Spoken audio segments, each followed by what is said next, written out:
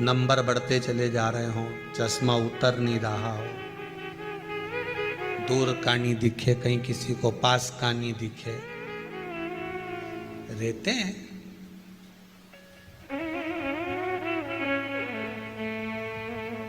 उसके लिए भी शरद पूर्णिमा के दिन तुलसी की जो डंडी होती है,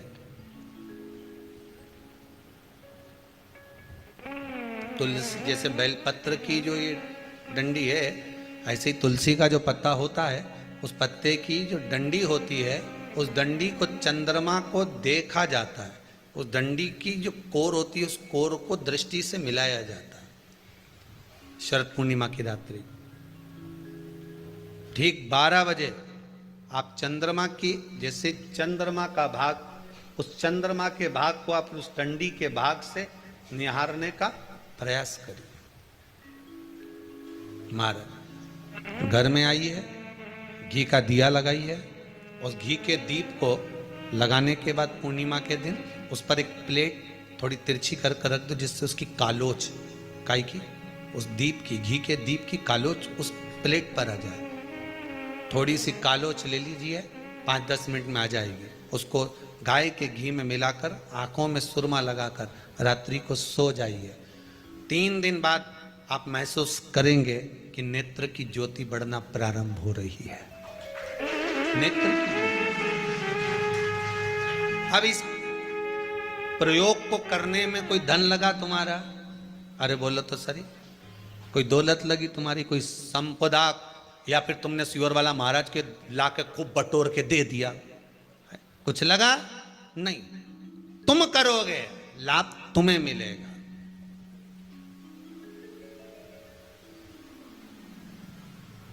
ये वो टच पावर नहीं है जैसे पूजन में चलता है ना, कि पूजन में पति पूजन कर रहा है और पत्नी उसको टच करके बैठी हो, है मिल जाएगा। तो हम तो कई बार कथा में कहते हैं कि पति समोसा खा रहा हो ने तू बढ़िया सिर पे पल्लू लेके टच करके बैठी रहे, मिल जाएगा। नहीं, वो बफेट में खाना खाए रिसेप्शन में, काय को बेचारा जो जजमान है बेचारा, जो तुम्हारा बीआई जी है, उसका काय को नुकसान करो। एक प्लेट उठा, क्योंकि आज के जमाने में प्लेट ही महंगी है, 500 की एक चढ़ती होगी, कितने की चढ़ती होगी जो केटरिंग में देते हैं ना, 500-300 की। ये नियम एकादशी व्रत का सबसे पहला नियम है कि आप जिस दिन व्रत करो उसके एक दिन पहले भक्ति का संचार इस हृदय में कर लो। भक्ति का संचार इस हृदय में कर लीजिए। जिस दिन आप व्रत करो, जैसे एकादशी का व्रत कर रहे हो, तो दशमी के दिन शाम का समय जब आवे, रात्रि जब होने लगे, शाम का समय आवे, और रात्रि का आप जब भोजन ग्रहण करो, तो उस भोजन में कोई ऐसा पदार्थ ग्रहण मत करिए जिस पदार्थ के कारण आपकी एकादशी बिगड़ जाए।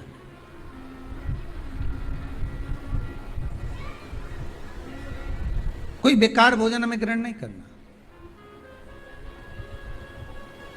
श्रेष्ठ भोजन ग्रहण करिए दशमी के। और एकादशी का दूसरा नियम बहुत ध्यान से सुनिएगा। जिस दिन आपकी एकादशी का व्रत हो, उस दिन प्रयास करिएगा कि अपने हाथ से किसी भी वृक्ष की कोई पत्ती टूटे ना।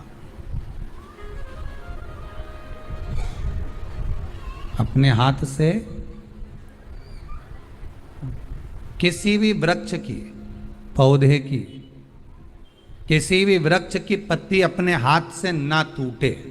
बहुत ध्यान दीजिएगा महाराज। एकादशी का ये दूसरा नियम है कि अपने हाथ से किसी पौधे की, किसी वृक्ष की, किसी डाली की कोई पत्ती टूटे ना, कोई पत्ती ना टूटे, इसका प्रयास करिए।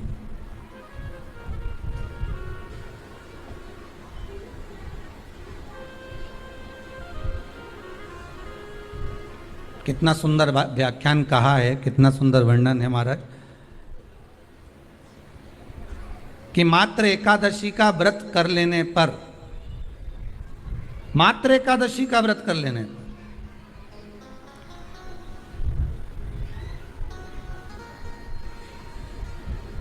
जो पूर्व में किया गया हमारा पाप कर्म है, हमने किसी जीव की हत्या करी है, हमने किसी को कष्ट प्रदान करा है, हमने किसी को अपशब्द कहा है, हमने किसी को ताने दिए, हमने किसी को आड़ा टेढ़ा कहा है, हमने किसी को गालियां दे दी है, मात्र एकादशी का व्रत ही कर लेने पर ये सारे जो दोष हैं वो समाप्त हो जाते हैं।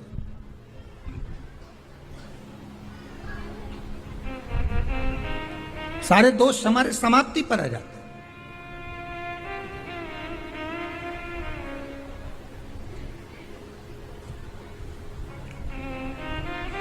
अब एक विचार करिएगा थोड़ा सा अपने मन में, अपने चित्त में, अपनी वृत्ति में एक बात उतारिएगा, एक अपने मन में एक बात को उतार कर रखिएगा कि आप